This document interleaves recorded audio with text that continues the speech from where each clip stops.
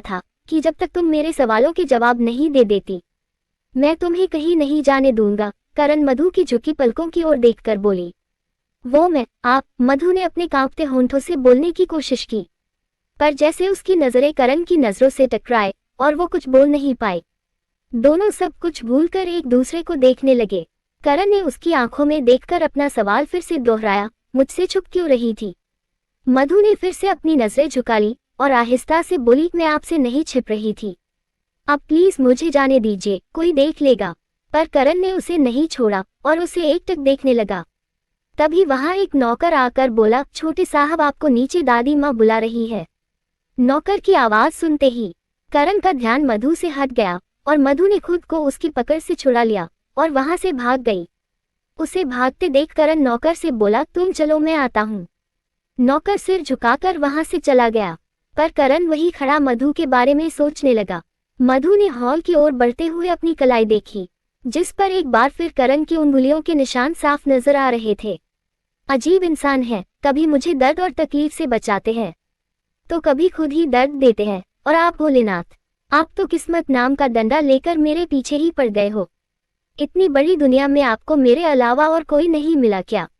मेरी लाइफ में पहले ही मुश्किलें कम थी, जो आप इन्हें बार बार मेरे सामने ले आते हो ताकि मेरी मुश्किलें और बढ़ सके। मधु अकेले बड़बड़ाती हुई हॉल में आ गई। शालिनी की नजर जैसे ही उस पर पड़ी, वो मुस्कुराते हुए बोली, मधु आ गई। उसकी आवाज सुनते ही मधु मुस्कुराते हुए उसकी ओर बढ़ी तो गायत्री ने उठकर मधु से पूछा, मधु चले बेटा? जी दादी माँ, चलिए, मधु मुस्कुराते हुए बोली।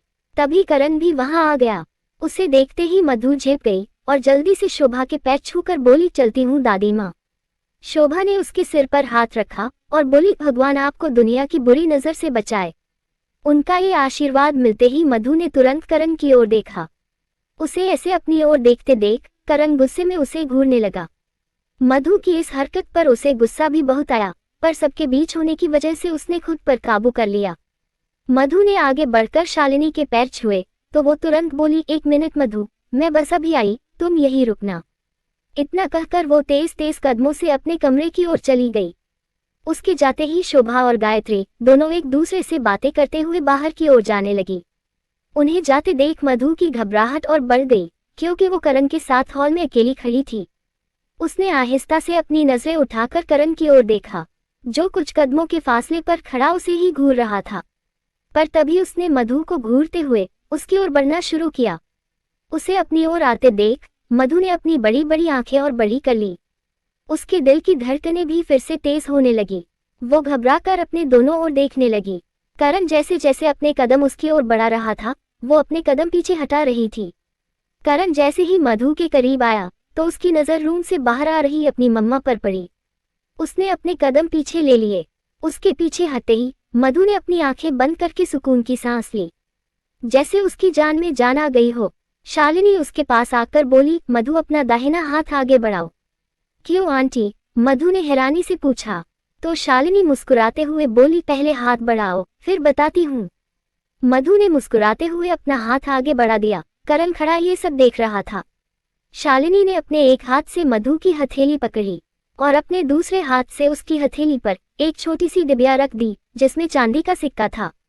करण अपनी मम्मा को हैरानी से देखने लगा। मधु ने भी शालिनी को अचरज भरी नजरों से देखते हुए पूछा, आंटी ये आप मुझे?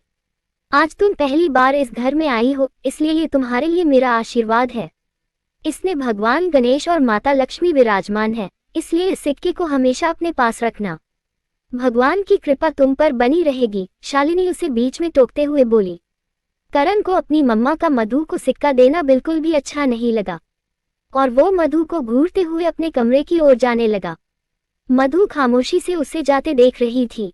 उसके जाते ही वो तुरंत शालिनी से बोली, आंटी मैं ये कैसे ले सकती हूँ?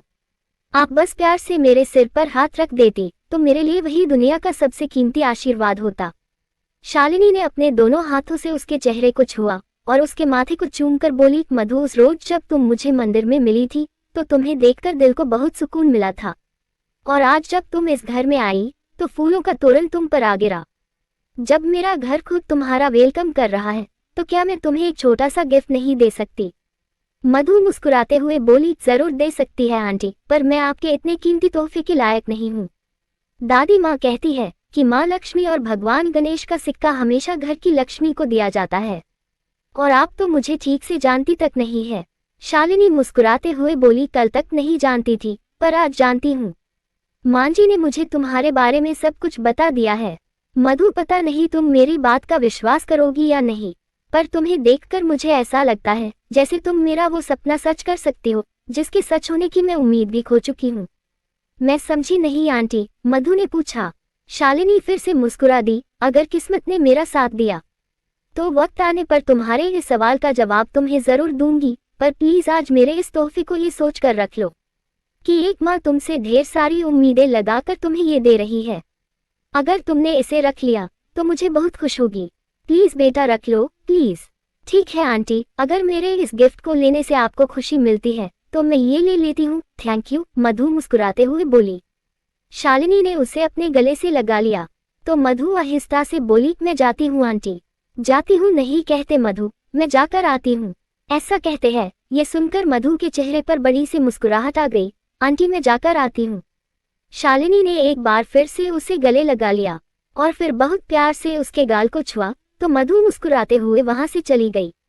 उसके जाते ही शालिनी ने करण के कमरे की ओर देखा और कुछ पल सोचने के बाद उसके कमरे की ओर बढ़ी। करण अपने कमरे की खिड़की के पास खड़ा मधु के बारे में सोच रहा था। तभी उसकी नजर गायत्री के साथ गाड़ी में बैठ रही मधु पर पड़ी। मधु की नजरें भी उससे टकराए, पर उसने तुरंत अपनी नजरें झुका ली। चलो ड्राइवर, गायत्री के इतना कहते ही गाड़ी चल पड़ी। तभी शालिनी ने करण के कंधे पर हाथ रखा तो करण ने तुरंत पलटकर उसकी ओर देखा। उसके पलटते ही शालिनी की नजर करण की बाह पर पड़ी जिस पर लिपस्टिक का निशान बना हुआ था। उसने करण की ओर हैरानी से देखा और मन ही मन बोली, इस रंग की लिपस्टिक तो मधु ने लगाई हुई थी। मम्मा आपने मधु को सिक्का क्यों दिया? करण ने गुस्से में पूछा। शालिनी ने उसके सवाल का जवाब देने की बजाय उसकी बाह से लिपस्टिक का निशान साफ करते हुए पूछा, तू मधु को पहले से जानता है ना? शालिनी का सवाल सुनकर करण ने गुस्से में उसका हाथ अपनी बाह से हटाया और बोला, ये मेरे सवाल का जवाब नहीं है। तो शालिनी ने बात बदलते हुए पूछा, तू मुझे कुछ बताने वाला था ना? उसका सवाल सुनकर करण कुछ पल के लिए सोच में पड़ गया और अलमारी की ओर बढ़ते हुए बोला, आज ऑफिस में मुझे एक प्रेजेंटेशन देनी है, वापस आकर आपसे बात करता हूँ। और हाँ, मधु वही रुद्राक्ष वाली लड़की है। इतना कहकर वो कबर्ड से अपने कपड़े निकालने लगा। मधु वही लड़की है जिसके रुद्राक्ष की वजह से करण की जान बची थी। शालिनी ये जानकर बहुत खुश हुई और करण से बोली, अपनी बाह से मधु की लिपस्टिक का निशान साफ कर लेना। करण ने तुरंत पलटकर उसे हैरानी से देखा तो शालिनी मुस्कुराते हुए वहां से चली गई। उसके जाते ही करण ने पलटकर आईने की ओर देखा तो उसकी बाह पर सच में लिपस्टिक का निशान बना हुआ था। वो तुरंत गुस्से में उसे साफ करने लगा और बड़बड़ाया, इस लड़की के एहसास से जितना दूर जाने की कोशिश करता हूँ उतना ही उसके करीब चला जाता हूँ। पहले शिमला में मेरे सामने आ गई और अब तो मेरे घर तक पहुँच गई। इतना कहकर उसने गुस्से में बेड पर पड़ा टॉवल उठाया और नहाने चला गया। उसके रूम के बाहर खड़ी शालिनी ने जब ये सुना कि करण मधु से शिमला में भी मिला था तो वो हैरान होकर सोच में पड़ गई। करण ने वॉशरूम में आते ही अपनी बाह देखी। बाह पर हल्का गुलाबी रंग अभी भी नजर आ रहा था। वो गुस्से में पलटा और उसने शॉवर ऑन किया। वो अपनी बाह को साफ करते हुए बोला, ये लड़की पता नहीं कब मेरा पीछा छोड़ेगी। पता नहीं क्यों जब भी वो मेरे सामने होती है तो मैं अपने होश खोने लगता हूँ। मेरा खुद पर काबू ही नहीं रहता। उसने गुस्से में बहुत जोर से अपना हाथ दीवार पर दे मारा। इधर शालिनी ने सीढ़ियों से नीचे आते हुए मन ही मन सोचा, मधु करण के साथ शिमला में थी। करण तो किसी लड़की को अपने आसपास भी भटकने नहीं देता, तो फिर मधु की लिपस्टिक का निशान उसकी बाह पर कैसे आया? शालिनी यही सब सोचते हुए सीढ़ियों से नीचे आई तो शोभा उसके पास आकर बोली, शालिनी बेटा, कल सगाई में ले जाने वाला शगुन एक बार फिर से देख लेना। कल तो घर पर बहुत से मेहमान होंगे, इसलिए सारा सामान आज ही अच्छे से चेक कर लीजिएगा, कहीं कुछ रह ना जाए। शालिनी मुस्कुराते हुए बोली, माँ आप चिंता मत करिए, मैंने सब कुछ खुद चेक किया है और कुछ देर में ज्वेलर रिद्धिमा के लिए ज्वेलरी लेकर आ रहा है। आप प्लीज एक बार ज्वेलरी देख लीजिएगा। शोभा ने मुस्कुराते हुए सिर हिला दिया और पूछा, करण कहाँ है? नहा रहा है, कुछ देर में उसे ऑफिस के लिए निकलना है। मैं उसके लिए पोहे बना देती हूँ, वरना वो बिना कुछ खाए ही चला जाएगा। और आप तो जानती है कि उसे फ्लाइट का खाना जरा भी पसंद नहीं है। इसलिए उसने कुछ नहीं खाया होगा। शालिनी इतना कहकर किचन की ओर जाने लगी, पर तभी शोभा ने उसे पुकारा, शालिनी, वनराज और शांति राधिका के साथ कल सुबह गांव से वापस आ रहे हैं। शालिनी के कदम रुक गए और उसने पलटकर उनकी ओर देखा और फिर उनके पास आकर बोली, मैं मंगेश से कहकर वनराज भाई साहब और शांति भाभी का रूम साफ करवा देती हूँ और राधिका का भी। वैसे माँ, पिछले 15 दिनों से ऋषभ का कुछ पता नहीं है। मैंने उसे फोन किया पर उसने मेरा फोन नहीं उठाया। प्लीज एक बार आप उसे फोन करके देखिए, शायद आपका फोन उठा ले। कोई जरूरत नहीं है, अच्छा है जो वो घर पर नहीं है, वरना सगाई में तमाशा किए बिना मानेगा नहीं। मैं नहीं चाहती कि वो अपनी हरकतों से खुराना खानदान की इज्जत का और तमाशा बनाए और करण की सगाई में कोई विघ्न आए। शोभा गुस्से में बोली, पर तभी उनकी नजर दरवाजे पर पड़ी। अपने छोटे बेटे अतुल और उसकी पत्नी पूजा को देखकर वो खुशी से चहकते बोली, अतुल, पूजा। उनके मुंह से अतुल और पूजा का नाम सुनकर शालिनी ने पलटकर दरवाजे की ओर देखा तो उसके चेहरे पर भी बड़ी सी मुस्कुराहट आ गई। वो पूजा की ओर बढ़ी तो पूजा ने उसे गले लगाकर पूछा, कैसी है आप भाभी? मैं ठीक हूँ, तुम कैसी हो? पूजा ने तुरंत जवाब दिया, आपके सामने हूँ। शालिनी मुस्कुराने दी। पूजा ने आगे बढ़कर शोभा के पैर छुए और बोली, माँ, मैं आपके लिए कुछ लेकर आई हूँ जिससे आपके घुटनों का दर्द छूमंतर हो जाएगा। शोभा कुछ कहती उसके पहले ही अतुल उनके पैर छूकर बोला, हाँ माँ, मैं वहाँ बिजनेस के सिलसिले में गया था और आपकी बहू सिर्फ शॉपिंग करने। शोभा अतुल को अपने गले लगाकर बोली, तुम सबके बिना ये घर नहीं लग रहा था, पर अब घर की रौनक लौट आएगी। इतना कहकर उन्होंने ने दरवाजे की ओर देखकर पूछा, आरव कहाँ है? अतुल कुछ कहता उसके पहले ही पूजा बोल पड़ी, माँ, आरव को जब पता चला कि उसके भाई की शादी उदयपुर में होने जा रही है तो वो उस पैलेस को देखने गया है जो रोहित ने शादी के लिए बुक किया है। ये सुनकर सब मुस्कुरा दिए। अतुल ने शालिनी के पैर छूकर पूछा, भाभी, आदि ने बताया मुझे कि हमारे लंदन वाले क्लाइंट्स के साथ आज करण की मीटिंग है। हमारे लाड साहब ऑफिस गए या नहीं? बस नहाकर थोड़ी देर में निकल रहा है।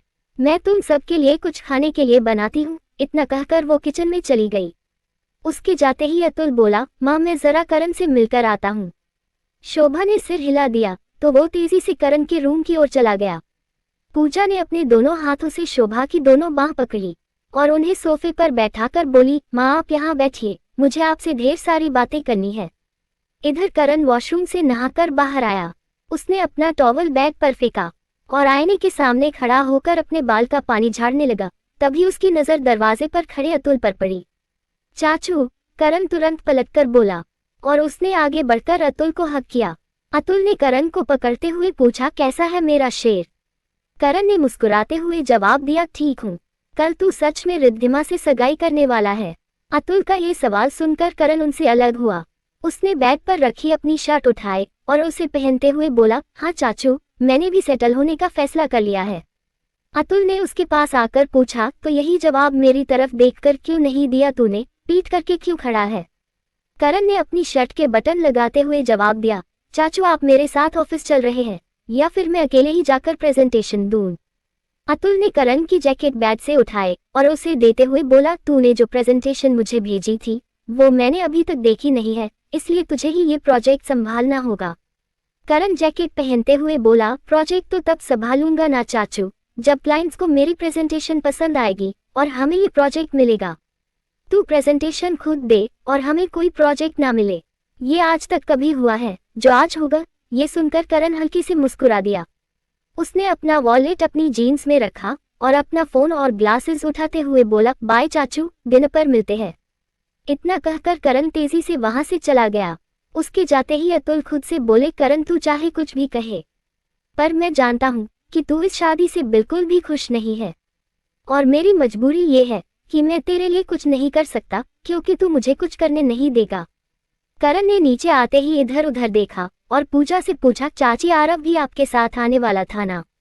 पूजा ने मुस्कुराते हुए उसे गले लगाया और बोली, वो अपने भाई की शादी की प्रिपरेशन चेक करने उदयपुर गया है। कैसी है आप चाची? करण ने पूजा से पूछा। अपने घर वापस आकर बहुत खुश हूँ। सच कहूँ तो इंडिया के बाहर मेरा दिल कभी नहीं लगता, पूजा मुस्कुराते हुए बोली।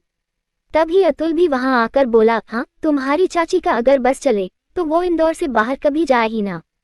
इतना कहकर उसने शोभा की ओर देखा और पूछा, माँ, आपको याद है ना पूजा हमारे हनीमून पर भी पूरी फैमिली को साथ लेकर गई थी। हाँ, और इनकी वजह से हम सब ने साथ में माता वैष्णो देवी के दर्शन किए थे। और वही मुझे पहली बार पता चला था कि करण इस दुनिया में आने वाला है। तभी शालिनी किचन से बाहर आते हुए बोली। सबके चेहरे खिल गए। शालिनी ने चाय की ट्रे टेबल पर रखी तो नौकर भी नाश्ते की ट्रे टेबल पर रखकर चले गए। करण ने पोहे की एक प्लेट उठाए और जल्दी जल्दी 2-4 चम्मच खाकर प्लेट अतुल को पकड़ा कर बोला, बाय एवरीवन, रात में मिलते हैं।